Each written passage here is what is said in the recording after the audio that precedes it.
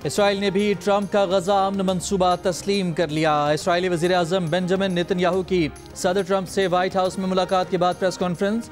सदर ट्रंप ने कहा कि आज मशरिक़ वस्ता में अमन के लिए तारीखी दिन है। हमास मान जाए और फ़ौरन या 72 घंटे में मंसूबा तस्लीम कर लें तो यरगमाली फौरी तौर पर रिहा हो जाएंगे।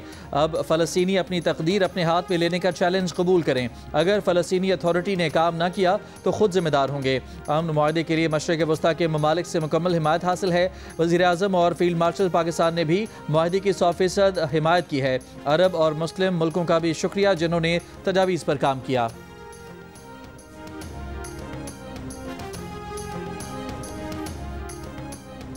अमरीकी सदर ट्रंप के गजा जंग बंदी मनसूबे के मुजवजा 21 नकात। फौरी जंग बंदी, 48 घंटों में यरगमालियों की वापसी, गजा में फ़लस्तीनियों और बैनुल-अक़वामी माहिरीन पर मुश्तमिल आर्ज़ी अबूरी हुकूमत बनाई जाएगी। अबूरी हुकूमत एक नई बैनुल-अक़वामी तंजीम के तहत काम करेगी। गजा में आर्ज़ी बैनुल-अक़वामी सिक्योरिटी फोर्स तैनात की जाएगी। हमास का गजा के मुस्तक़बिल में कोई किरदार नहीं होगा। हथियार डालने वाले हमास जंगजुओं को आम माफ़ी दी जाएगी। जो गजा से जाना चाहें उन हमास अरकान को महफूज रास्ता फराहम किया जाएगा। हमास के तमाम हथियार तबाह कर दिए जाएंगे।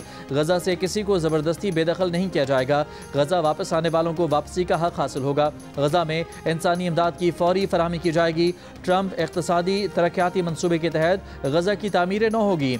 इसराइल को गजा पर दोबारा कब्जे या इल्हाक़ की इजाज़त नहीं होगी। वज़ीर-ए-आज़म शहबाज शरीफ का अमरीकी सदर ट्रंप के गजा जंग खात्मे के लिए मंसूबे का खैर मकदम। कहा कि वो सदर ट्रंप के गजा जंग के खात्मे के लिए 21 नकाती मंसूबे का खैर मकदम करते हैं। खित्ते में फ़लस्तीनी अवाम और इसराइल के दरमियान देर पा अमन, सियासी इस्तेहकाम और खित्ते की माशी तरक्की के लिए ज़रूरी होगी। वज़ीर-ए-आज़म ने कहा कि उन्हें यकीन है कि खित्ते में अमन लाने के लिए अमरीकी सदर डोनाल्ड ट्रंप मुकम्मल तौर पर तैयार हैं। वो जंग बंदी के लिए अहम किरदार अदा कर सकते हैं। अमेरिका ने दबाव डाला तो ताकत के नशे में चूर, नेतन्याहू को भी होश आ गया। इसराइली वज़ीर-ए-आज़म नेतन्याहू ने कतरी वज़ीर-ए-आज़म से दोहा हमले पर माफ़ी मांग ली। नेतन्याहू ने व्हाइट हाउस से कतरी वज़ीर-ए-आज़म मोहम्मद बिन अब्दुल-रहमान को फ़ोन किया और उनसे कुछ मिनट बात की। इसराइली अखबार के मुताबिक नेतन्याहू ने कतर की खुद मुख्तारी की खिलाफ वर्जी करने पर माज़रत की। इसराइल ने 9 सितंबर को दोहा पर हमले में हमास रहनुमाओं को निशाना बनाने की कोशिश की थी। कतर ने इसराइली यकीन दहानियों को सराहा। कहा बहरानों का हल सिर्फ सिफारती ज़राए से मुमकिन है।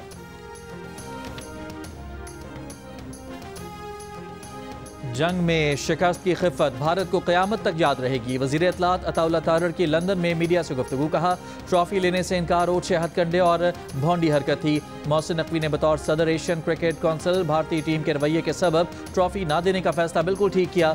हमारी बहादुर अफवाज ने जिस तरह भारत को शिकस्त फाश दी वो उनसे हज़म नहीं हो पा रही। बोले भारतीय टीम जीत कर भी बगैर ट्रॉफ़ी के गई, ये अल्लाह ताला के काम है। कोई जीत कर भी हार जाता है और कोई हार कर भी जीत जाता है।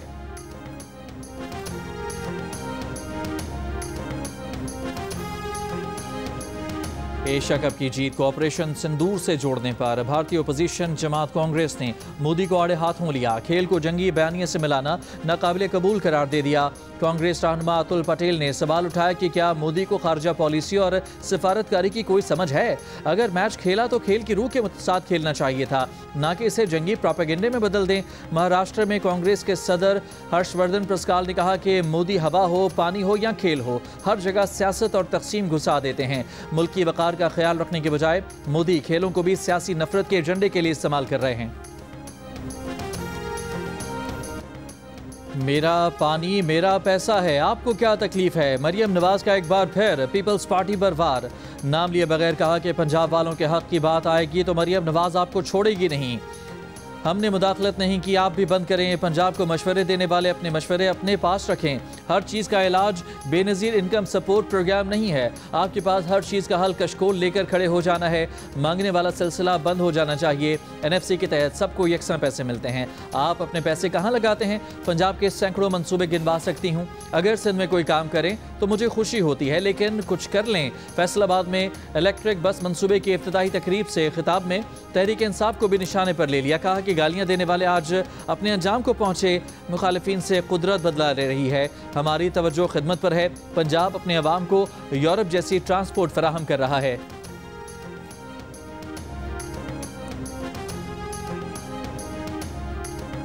सिंध के सीनियर वजीर शर्जील मेमन का वजीर आला पंजाब मरियम नवाज की तकरीर पर मायूसी का इजहार। कहा मरियम नवाज की तकरीर सिर्फ नफरत अंगेज और तकसीम पैदा करने वाले बयानात से भरी हुई थी। मरीम नवाज से इस रवैये की तवक्को नहीं थी। आज प्रेस कॉन्फ्रेंस में इस मामले पर तफसीली बात करेंगे। वज़ीर आला KP अली अमीन गंडापुर की बानी PTI से 3 घंटे से तवील मुलाकात। जेल ज़राए के मुताबिक मुलाकात में सियासी सूरत हाल और पार्टी अमूर पर बातचीत। अली अमीन गंडापुर की सूबाई मामलात और गवर्नेंस पर बानी PTI को ब्रीफिंग। 27 सितंबर के जलसे से मुतालिक भी बानी PTI से गुफ्तगू।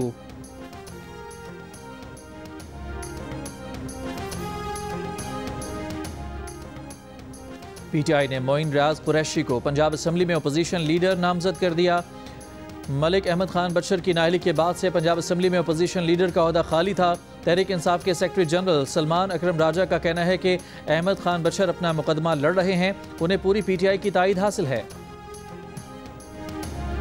सुप्रीम कोर्ट ने जस्टिस तारिक जहांगीरी को काम करने से रोकने का इस्लामाबाद हाई कोर्ट का हुक्मनामा मुअत्तल कर दिया। फरीकैन और अटॉर्नी जनरल दफ्तर को नोटिस जारी। समाअत आज होगी। जस्टिस तारिक जहांगीरी को हाई कोर्ट जजेस के ड्यूटी रोस्टर में शामिल कर लिया गया। जस्टिस तारिक जहांगीरी के सिंगल और डिवीजन बेंच में आज के लिए केसेस की काज लिस्ट जारी कर दी गई। इस्लामाबाद हाई कोर्ट ने जस्टिस तारिक जहांगीरी को डिग्री केस के सबब काम से रोकने का हुक्म दिया था। जस्टिस तारिक महमूद जहांगीरी ने डिग्री मंसूख करने का जामे कराची सिंडिकेट और अनफेयर मीन्स कमेटी का फैसला सिंध हाई कोर्ट में चैलेंज कर दिया। दरख्वास्त गुजार रेगुलर बेंच में मुकर्रर करने की इस्तदा।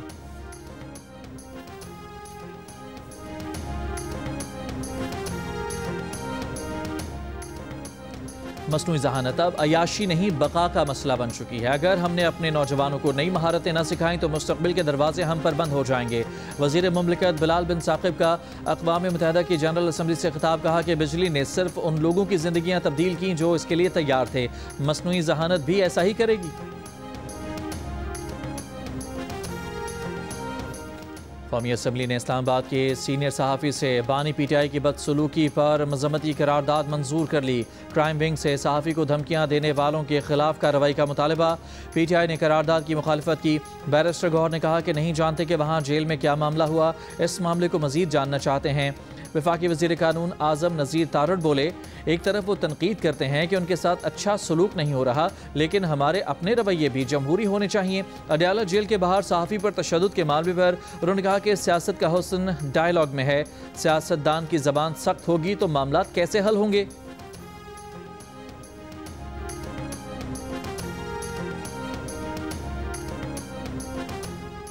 तहरीक इंसाफ की पार्लिमानी पार्टी इजलास में अरकान बानी PTI को लगाई गई शिकायत पर आपस में उलझ पड़े। ज़राए के मुताबिक जुनैद अकबर ने कहा कि तमाम अरकान असम्बली कुर्बानियाँ दे रहे हैं, लेकिन अडयाला जाकर चंद वकला गलत मालूमात पहुँचाते हैं। अरकान असम्बली की कुर्बानियों के बारे में अडयाला जेल में कुछ नहीं बताया जाता। अडयाला में चंद रहनुमाओं और सिर्फ मखसूस ग्रुप का मौक़िफ़ पहुँचाया जाता है। अरकान असम्बली का वकला की जानिब से गलत पैगामात पहुँचाने के मामले की तहकीकात का मुतालबा। सलमान अकरम राजा ने कहा कि अदालती अहकामात और समाअत की वजह से मेरी महज 4 मुलाकातें हुई। सलमान अकरम राजा ने बानी PTI का पैगाम पार्लिमानी पार्टी तक पहुंचाया। कहा, बानी PTI ने वाज़ेह कहा, बाहर अपोजिशन इत्तेहाद के जरिए फैसले किए जाएं। अपोजिशन से मुतालिक सियासी फैसलों का मुकम्मल इख्तियार महमूद खान अचकज़ई और अल्लामा नासिर अब्बास को होगा।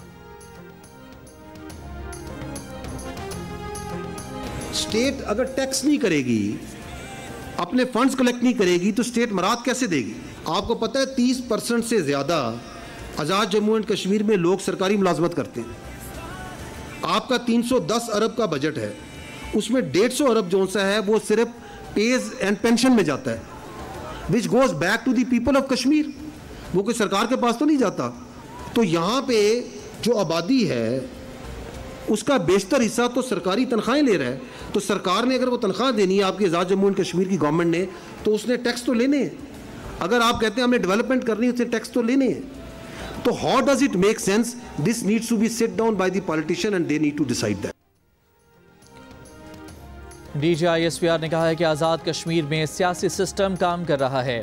आज़ाद कश्मीर में तमाम इशारिये बशमूल तालीम, सेहत और इंफ्रास्ट्रक्चर बहुत बेहतर हैं। आज़ाद कश्मीर में महंगाई की शरह कम, बिजली और आटा सस्ता है। अगर रियासत टैक्स नहीं लेगी तो मराहत और तनख्वाहें कैसे देगी? आज़ाद कश्मीर के 30% से ज़्यादा लोग सरकारी नौकरी करते हैं। आज़ाद कश्मीर की मुख्तलिफ जामियात के तलबा से 15 सितंबर को पलंदरी में खिताब करते हुए DGI-SPR ने कहा कि फ़ौज में मुतादिद अफसरान और जवान कश्मीरी हैं। कश्मीर का मुस्तकबिल कश्मीर बनेगा पाकिस्तान है। अगर आप लोगों के मसाइल हैं तो सिस्टम में आएँ, बातचीत करें और काम करें। यहाँ की आबादी का बेशतर हिस्सा सरकारी तनख्वाह लेता है और अगर सरकार ने यह तनख्वाह देनी है तो उसने टैक्स तो लेने हैं। तनकीद और एहतजाज करना हक है, लेकिन अदम इस्तेहकाम की कीमत पर नहीं। जब आप हर रोज़ सड़कें बंद करेंगे तो कौन सा टूर ऑपरेटर और सयाह यहाँ आएंगे?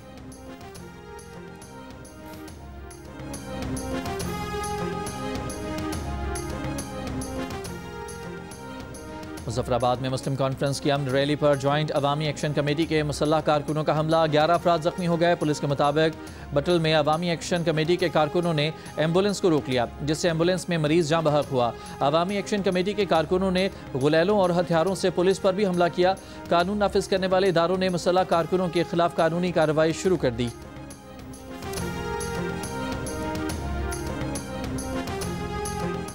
वफाकी वज़ीर डॉक्टर तारिक फजल चौधरी का कहना है कि वज़ीर आज़म शहबाज शरीफ वतन वापस आकर अवामी एक्शन कमेटी आज़ाद कश्मीर को मुलाकात के लिए खुद बुलाएंगे। प्रोग्राम कैपिटल टॉक में गुफ्तगू करते हुए उन्होंने बताया कि मुज़ाकरात के दौरान अवामी एक्शन कमेटी आज़ाद कश्मीर के 95% मुतालबात मान लिए गए थे, मगर वो आखिर में कुछ ऐसे मुतालबात भी ले आए जो बिल्कुल नए थे और उनके लिए आज़ाद कश्मीर असम्बली से आईनी तरामीम की ज़रूरत होगी।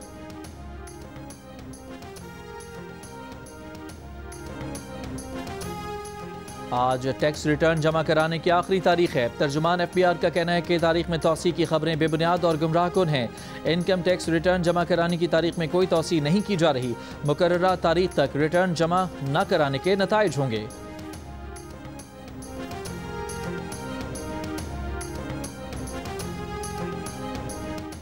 पाकिस्तान और IMF के दूसरे इक़्तिसादी जायज़ा मुज़ाकरात। वज़ीर ख़जाना मोहम्मद औरंगज़ेब से IMF वफ़द की मुलाकात। वज़ीर ख़जाना की वफ़द को मैक्रो इकनॉमिक अहदाफ और माशी सूरत हाल पर ब्रीफिंग। ज़राए का कहना है कि IMF को मुल्क में हालिया सैलाब से होने वाले नुकसानात का बताया जाएगा। सैलाब से निपटने के लिए अखराजात हंगामी फ़ंड से पूरे करने पर ब्रीफिंग दी जाएगी। पहली सहमाही में टैक्स रेवेन्यू में मुमकिना शॉर्टफॉल और उसके हल पर एतमाद में लाया जाएगा। IMF वफ़द से सूबाई हुकूमतों के नुमाइंदों की मुलाकात भी शेड्यूल है।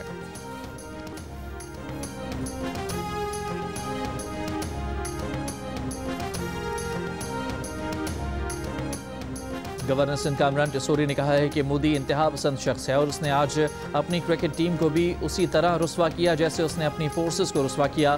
क्रिकेट का मैदान खेल का मैदान है, ये जंग का मैदान नहीं है। मोदी की इंतहा पसंदी ने हिंदुस्तान में भी तमाम अक़लियतों का जीना दूभर किया हुआ है। मुसलमान, ईसाई और सिख सभी मोदी की इंतहाई से परेशान हैं।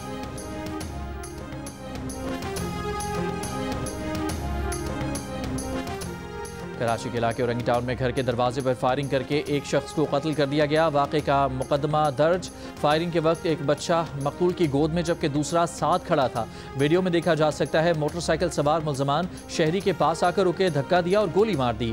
DIG वेस्ट का कहना है कि तहकीकात जारी हैं। वाक़े के बाद SHO इकबाल मार्केट शेर सांगी को ओहदे से हटा दिया गया।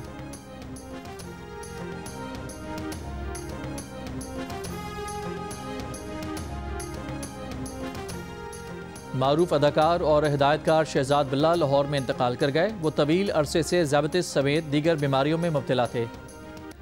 भारतीय क्रिकेट टीम के पहला वर्ल्ड कप जिताने वाले कप्तान कपिल देव ने पाक भारत तनाज़ात बातचीत से हल करने का मुतालबा कर दिया। पाकिस्तान और भारत पड़ोसी हैं और उन्हें अच्छे पड़ोसी होना चाहिए। आगे बढ़ने का एक ही रास्ता है कि बातचीत की जाए। हमें बड़े भाई की हैसियत से मसाइल हल करने की कोशिश करनी चाहिए। जो हुआ उसे भूलकर बेहतर कल के लिए दोनों मुल्कों को बातचीत से मसाइल हल करना चाहिए। भारत जाने वाला अज़रबैजानी तैयारा पाकिस्तान से क्यों गुजरा? पाकिस्तान में इमरजेंसी लैंडिंग क्यों की? भारत ने अपने ही शहर चेन्नई आने वाले तैयारे को चेन्नई में उतरने से इनकार कर दिया। कार्गो परवाज दुगने वक्त से ज़ायद तवील सफ़र करके चेन्नई के बजाय कोलंबो पहुंची। इस तैयारे ने बाकू से भारतीय शहर चेन्नई जाते हुए 23 सितंबर को कराची में इमरजेंसी लैंडिंग की थी। तैयारे की मरम्मत गुज़श्ता रोज़ मुकम्मल हुई। तैयारे ने 5 दिन बाद कराची से उड़ान भरी और ओमान से बहरा अरब पर सफ़र करके मालदीव के रूट से श्रीलंका पहुँचा।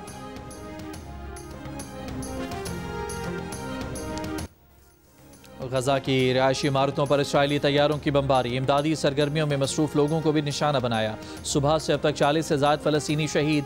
इसराइली टैंक अल शिफा अस्पताल के नज़दीक पहुँच गए। यूनिसेफ ने इनक्यूबेटर में मौजूद 25 बच्चों को महफूज इनखला का मुतालबा कर दिया।